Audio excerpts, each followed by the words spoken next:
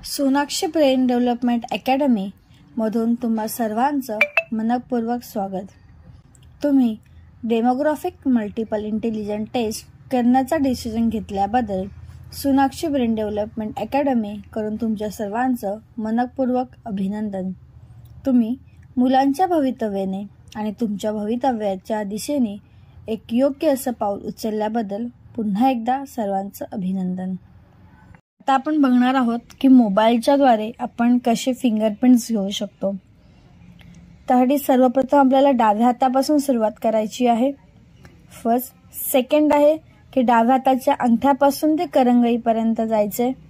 Third आहे की डाव्यापासून करंगळीपर्यंत आपल्याला त्याच्यावरती आपल्याला रायटिंग करायचं। तर काय करायचं, तर अंगठ्याला आपल्याला L1 लिहायचं, साईडच्याला L2, L3, L4 आणि L5 लिहायचं, जेणेकरून आम्हाला समजायला बरं जाईल की कोणता फिंगर आहे आणि कोणत्या फिंगरचा काय पॅटर्न आहे। त्याच्यावरच आपला रिपोर्ट पूर्णपणे डिपेंड असतो।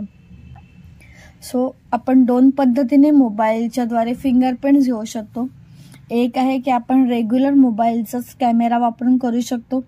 आजकाल आपल्या सगळ्यांचेच मोबाईलची जी कॅमेऱ्याची क्वालिटी आहे ती हाय डेफिनेशन असते, त्याच्यामुळे शक्यतो कोणत्या ॲप्लिकेशनची गरज नाही लागत। पूर्ण हात एकदम मुलांचे क्लीन करून घ्यायचे, ज्यांचे फिंगरप्रिंट आहेत त्यांचे। मग तुम्हाला पूर्ण हात उजेडामध्ये पकडायचे की आणि मोबाईलचे टॉर्च ऑन करा। जस्ट तुम्ही हात असं पुढे मागे केला तर तुम्हाला असं क्लिअर शेप दिसेल। तो जेव्हा शेप दिसेल तेव्हा त्याचा आपल्याला फोटो कॅच करायचा आहे, जो तुमच्या रेग्युलर गॅलरीमध्ये सेव्ह होईल।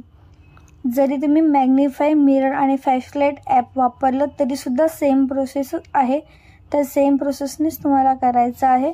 आणि फिंगरप्रिंट आम्हाला जो ईमेल ID मी तर वरती लिहिते braindevelopment8@gmail.com याच्यावरती शेअर करायचं आहे। Thank you so much.